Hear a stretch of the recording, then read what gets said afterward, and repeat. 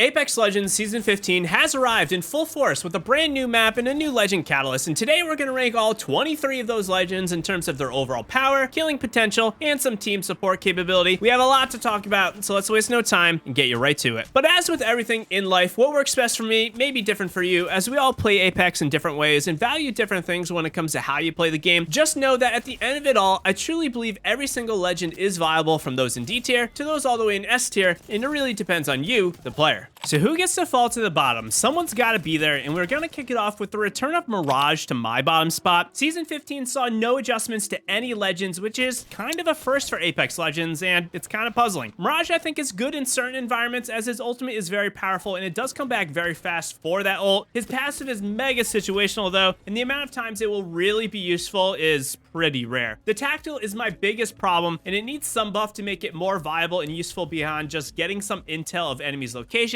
or having enemies waste a few shots at the start of a fight. Really, the only environment Mirage will excel in is in lower skilled lobbies, where players have a harder time dealing with his clones, as they have just not yet acquired the skill or in-game sense to detect those fake clones. Mirage is one of my favorite legends for a purely good time, and I am desperately begging for some big buffs and love for our favorite Bamboozle King. I'm not gonna lie, I had a hard time, and I fluctuated with where to put Revenant between C or D tier, and I have decided to place him at D+, which means he's borderline okay or sometimes viable. I give him the slight edge over Mirage this season, as the map rotation is greatly helping him. Not to mention, Broken Moon actually has a ton of climbing spots to reattach yourself to those zip rails, and a lot of other areas that are just multi-leveled, which is very nice for Rev. The Death Totem, though, is pretty bad, and it requires a lot of support from other legends to really make it be even close to being useful, and even then, it's mega situational. It is worth giving credit that the tactical is really great at just shutting down most high tier legends abilities or movement, and it's always a great thing to have. Revenant can be a fine option, but you're gonna have to put a lot of effort in there to get him to work.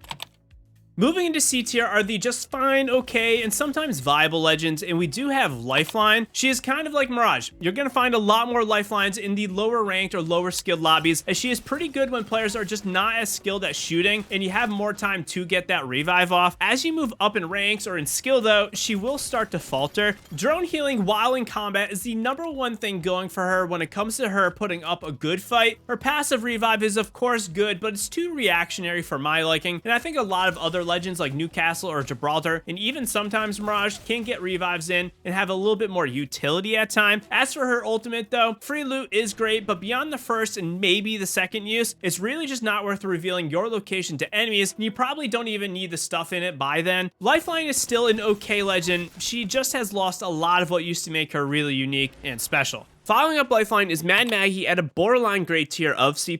I ranked her pretty high last season after she did receive her buff, and that was good for a little bit, but it seems to have fallen flat over the past few months. Her passive speed boost of shotguns is pretty negligible as well. It does have some uses in a close range one-on-one fight when you're strafing, but overall I find it to be pretty minimal. The tracking through walls is also pretty weak. Her ultimate ball is nice to counter many defensive abilities these days, but still in general, I find that it is pretty weak, and I think the audio on it is just way too loud, to the point where you're trading all sense of Apex's already bad audio for some extra speed and a loss of all of your awareness. The tactical drill is absolutely just carrying her right now. It's a very good ability for countering all those defensive legends. If you are a fighting squad and being really pushy, I think Mad Maggie can be ranked a little higher, but for the most part, she is just outclassed by a lot of the other legends.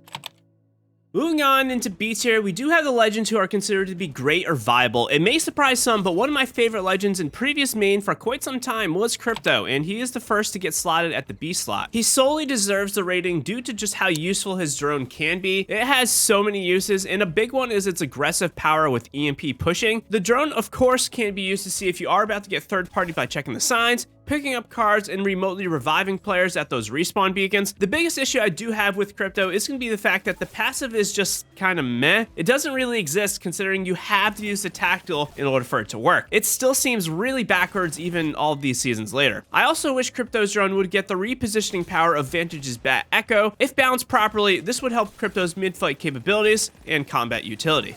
Another legend who's in an odd spot these days is absolutely Bangalore. Bangalore would be so good if not basically every squad you had to go up against had some sort of scanning or recon legend like Bloodhound or Seer. Because these legends are in many of your engagements, Bangalore falls pretty short of a lot of the other legends. It's a shame that her smoke can't get some sort of anti-scan perk to help her out some, as her passive speed boost is actually nuts at pushing enemies or just getting away. And similar to that, her ultimate is also really great at creating a lot of unique opportunities to create separation or catch enemies in the open. If you are playing Bangalore and you are not going up against a scanner legend, she's more like an upper A tier legend, but until Apex does anything with the scan meta, she's kind of stuck. A legend who I think is deserving of that borderline amazing tier is going to be Watson at B+. I'm not going to lie, Watson is very good at what she does, which is of course defensive-centric gameplay. Broken Moon absolutely helps her slow the crazy chaos down, and while this list is pub-centric, Watson, I think, is pretty great in ranked as well. She may seem to be ranked semi-low for what I am saying of her, and that more or less is because Apex Legends is still a very fast movement-centric game. Watson's ultimate, though, is literally OP at stopping incoming damage and saving the squad by giving them some regeneration at the same time. It's just way too good. My biggest flaw for Watson will be that her setup time is somewhat slow compared to other legends like Rampart, Caustic, and this kind of hurts her. I think also having a legend like Catalyst now be in the mix does give her some more competition. We do have a lot more legends to talk about, but if you have not joined it yet, hop into my community Discord. Playing with randoms absolutely blows. Hop in there, you can find others to play with, and of course you can chat with myself and the community. I also do Apex coins and other giveaways from time to time as well. The legends sitting in amazing or the near meta are going to be those in A tier, and there are a lot of legends to discuss. This kind of goes to show just how viable the current legend selection really is. We start off with Stormpoint and Season 11's Legend of Ashe. Ashe is going to be my sleeper pick or the forgotten legend on my list, as she is just not talked about enough. Her passive to locate and manipulate or change the flow of fights is very, very good, not to mention surviving longer by avoiding fights or areas where people are dying is going to be very useful. Her ultimate in conjunction with Season 15's brand new map Broken Moon also is a nice pairing, as it is greatly helpful to get yourself and the squad around to the high ground or use it as a quick escape or just to take fights. Her tactical is absolutely holding her back though, and I wish we would get 2 charges and or just make it go a little bit faster to the target. It can still be nice to catch up to players, but overall it feels pretty weak. Pathfinder is a legend who is in a pretty odd spot, but he does get the near meta tier solely due to his fighting and playmaking potential. He is my personal main, so I might be a little bit biased, and I will admit that with each changing season, his viability does become less and less. And since we are talking about his faults, his hitbox is absolutely massive, and it is noticeable in fights, and his zipline is a little bit archaic at this point, but much like Ashe and a few other legends, Broken Moon being so prevalent right now is tremendously helping him. Being able to quickly grapple to the zip rail or use the zipline to get your squad up those big hills is definitely useful. His passive does not really exist though, but I suppose more ziplines is cool. Pathfinder is still a really great legend, and he could be 1 or 2 small tweaks from being a top tier meta contender. Our next A legend is going to be Fuse, who is another really great legend. I'm not sure if I really have that much to say about him. He's just all around a solid assault legend. He can apply pressure with his tactical and his ultimate mother load, and these abilities can also be used in a defensive nature, which is really great to apply constant pressure and relief. His kit is just very multi-purpose, which gives him a leg up in a ton of situations. Fuse is definitely a legend for you if you want a lot of chaos and playmaking potential. Following up Fuse is going to be another defensive legend of Rampart. Rampart, I think, sees a slight bump in viability due to the map rotation of Season 15, and I do think Stormpoint hurt her chances more than helped. She has quickly become one of my favorite aggressive defensive legends for a hybrid playstyle, as her tactical walls are just insane at a ton of different scenarios, which is very nice knowing that your tactical is very useful in every situation. Her ultimate minigun is kind of an afterthought, but if properly positioned, it can be a third-party tool that decimates your enemies. One big issue I do have is her passive, and the Spitfire being in the crafter for the first half of the season I think hurts her more than helps. This kind of just means she has the devotion in the L-Star, which is definitely not the greatest. If you are looking for a faster paced defensive legend with a lot of viability, I would try her out.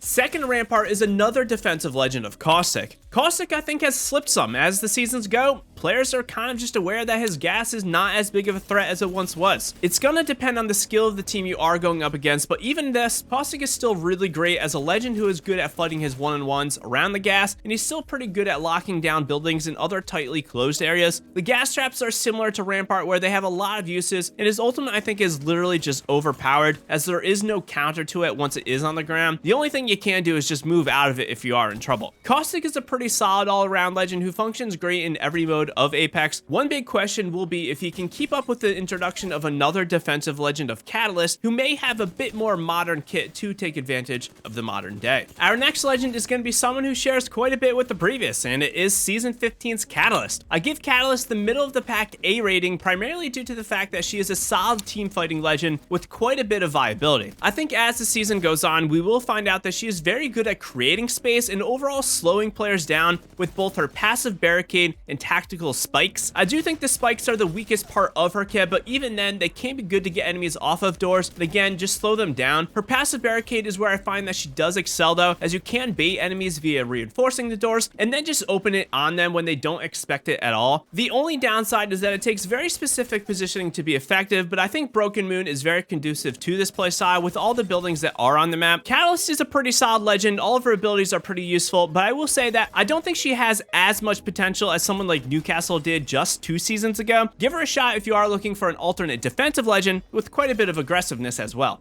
Next up is Vantage, who is actually extremely unique in what she does provide to the squad, having a mix of recon and information gathering, movement, and a damage dealing ability through her ultimate is all pretty crazy. Specifically talking about her passive though, finding out the rarity of enemy squad shields and if they are down players will greater let you know if the fight is worth taking and you can make a smart decision. This coupled with her tactical lets her be very strategic with her fighting approach. The fact that Vantage can also carry 3 weapons with her ultimate and cover all ranges of play is super versatile and again I think very helpful. I do think players are sleeping on her a little bit when it comes to her capabilities, but unfortunately for her there are just so many really great assault legends right now to choose from, which may be why she has been quiet since her release. The final straight A tier legend is going to be someone who everyone wants on the squad, and it is going to be Loba. In my eyes, she is purely the best team support legend. She requires virtually no skill to be helpful to the team with that free loot from her ultimate. Her passive is okay off the drop, and it can make a pretty big difference when it comes to seeing what you are landing on. I actually think her movement with the tactical is a little overshadowed by her ultimate, but being able to reposition from cover is nice, and it has a lot of use in tough spots when a lot of people are around. Loba might slightly be hurting with the removal of Kings Canyon and Storm Point, as traditionally loot on those 2 maps was a lot harder to come by, which definitely benefited those running with a Loba, but overall, Loba is a really great legend that anyone, even without thumbs, should be using. The first A+ legend is the fan favorite of Octane. It is absolutely wild that we are 15 seasons post Octane coming into the game and he still reigns supreme on the top of the overall pick rate. It is really just simple. He's a fun legend to use, a simple legend to use, an effective one at what he does, which is running across the map, throwing the game for the squad, and re-queuing into the lobby. But a passive health regen is nice and you can carry less healing items and just overall be a little bit more present in fights since you don't need to take that time to heal up. Second to this, a stim to get out of fights quickly is good, although sometimes it's a little bit more of a liability and you need to be really choosy on when you are using it. Then of course the pad is that great ability for quick rotations off the drop, jumping on enemies, or again, just throwing your game because you think you're invincible. Backing up Octane is another OG of Wraith. I fluctuate on the daily as to where I think Wraith is in the meta of Apex Legends, as it's so difficult to recommend her at times with the super rotations of Valkyrie or the slaying power of Horizon. But even with these 2 powerhouse legends, Wraith's kit is still pretty great at resetting fights and keeping you and the team in the battle. I do think her passive is a pretty big disservice to her though, and it's definitely outdated. The portal as well I think could use some love in the distance or the travel speed, but that tactical Q is godly at getting herself out of bad situations. I think Wraith is still a very good pick, and if you are playing with the appropriate squad or you are trying to grind those ranked games, she might be a little bit higher than the already A+ I am giving her. We are now looking at the S tier legends, those who are meta contenders, top tier, superior, and really just fit into any squad they are placed in. Our first S tier is going to be a legend who has been in this position for basically 10 seasons at this point, and it is Bloodhound. The Hound is definitely being outclassed or at least outshined by the Seer meta we are in, but this still doesn't mean that they aren't extremely valuable and strong. Bloodhound absolutely makes fights easier with the simplicity but the effectiveness of their scans. And beyond this, it's a bit more wide net, meaning you can get more intel or larger areas of scan than per se Seer could, at least when it comes to the tactical abilities. Bloodhound for me also edges out Seer when it comes to the straight aggressiveness for themselves, while I do think Seer's ult might be a little bit more useful for the team as a whole. Bloodhound is great though, don't sleep on him just because another scanner is getting more attention, and I think they are the best legend for beginners or those who are looking for a boost in their capabilities. Following up Bloodhound is going to be Gibraltar. Much like Bloodhound, Gibby is kind of overshadowed by Newcastle right now, but that's not too big of a deal because Gibby is just so powerful. His Dome Shield is still so useful for so many scenarios, from pushing players, making mobile cover when none is available, saving the squad, faster revives, and a lot more. I actually think his ultimate is maybe just a little overshadowed by this, but the ult is one of the most deadly abilities in the game when players are not respecting it. It can full kill players who are not paying attention. And then, of course, you got that gun shield for an extra 50 damage protection, which means free poking without taking damage and making him a super soaker in those one-on-one fights. That is a real problem for a lot of players. Gibby may be an OG, but he still definitely hangs in there with the new kids. Valkyrie is still an insane top tier pick that you'll see in most competitive lobbies, but for the general power rankings of kills, team support, and just overall usefulness, they are not per se as required as they were like 2 seasons ago, but they are still very useful. Stormpoint being sidelined for the season also makes leaving Valkyrie in the lobby a little bit easier, and I am saying all this like she is a bad legend, but she is still an S tier legend, so don't get me wrong on that. Her entire kit is useful, and each ability alone can honestly be placed in like the S tier category if you are looking at them individually. A passive jetpack and scanning, a tactical stun and damage ability, and an ultimate rotation ability that is the best rotation tool in the game, and it makes any team that has a Valkyrie just live longer and you're gonna be better off. I think one thing that might be a little overshadowed by her ultimate at times is just her usefulness to finish up plays. Enemies can really just not escape Valkyrie since she has literal flying in the playbook, and being able to be flexible and aggressive is a win-win for any team. Not much more to say about Season 9's Winged Avenger. She's insane. Next up is going to be Newcastle, also in the S tier. This may come as a surprise for some, but he has just way too much usefulness to not recommend him. For support, you have those revives that are like an old OG lifeline, but now you can also move players while protecting them. If this is not enough, you also have a shield that remains after the player gets up with the tactical mobile shield, and while lifeline's running around to revive your teammates, you as Newcastle can use that ultimate to instantly leap yourself across the map by massive distances to not only revive the player, but also fortify the area. It's kind of just crazy how much he has packed into his kit, and even if you aren't being a team player because your team is off in La La Land while you are trying to improve your play of Apex, you still have the movement in there with his ultimate to gain high ground and make aggressive plays. If this was a ranked specific tier list, he would absolutely be in the S+ slot, but even without this, he is the complete legend who deserves a guaranteed spot in your squad. Our first of 2 S+ or the ultimate god tier spot is going to be Season 10 Seer. Seer for a few seasons now has had a pretty hefty resurgence, and he has really transcended the meta of Apex as one of those premier legends you will want on the team. He requires more skill to excel within Bloodhound due to how his kit works, but having constant scans with the ultimate is every aggressive squad's best friend. Non-stop tracking literally puts Apex into easy mode as well. Backing this up, we do have a tactical which works quite nicely, and it's that ability that will make huge plays to cancel those last second Phoenix kits or revives and diminish all sense of the enemy squad getting reset. Not to mention, you don't really even need a line of sight on them since you do have that passive. Having the passive that is unidentifiable, meaning players have no idea you are on that heartbeat, and you are able to more accurately place those tactical scans, is just a recipe for success. Seer is a legend for you if you want to always be useful, aggressive, never get rattled on, and be that clutch playmaker. And the second legend is going to be again reigning supreme as Apex Legends' premier fighting and killing legend, and it's going to be the Warrior Horizon. Horizon did get a small nerf at the start of Season 14, but it basically did nothing. Starting with the weakest part of her kit, I do think it's the black hole, but I think it's a little bit misunderstood. If you do have a good sense for this thing, you can place it out of the line of sight or spots where enemies just cannot easily get to it. This means Horizon can continue to suck on, up those enemies and really get them frustrated. Its playmaking potential is definitely pretty high, high. The tactical lift is the ability of all abilities, and it can be used for basically everything from forcing movement on someone, camping on that door, or letting you rapidly take height, move the team around, or just get a reset while you slip away and get a battery off. Coming out of that lift, you have no problem since her passive is there to let you slide into corners, get around into cover quicker, and just make you evade and take less damage. Horizon in particular this season is also better rewarded due to the map rotation, and Broken Moon definitely favors her quite nicely with the multiple height variations of buildings and terrain. She is the movement legend for you if you want that playmaking, aggressive, and complete legend who really defines what it is to make plays. If you are looking for a complete breakdown on how to play Apex from the drop to catching those W's, you gotta check out this video. Be sure to hit that like button, subscribe for more, and I will see you in the next one. Happy gaming.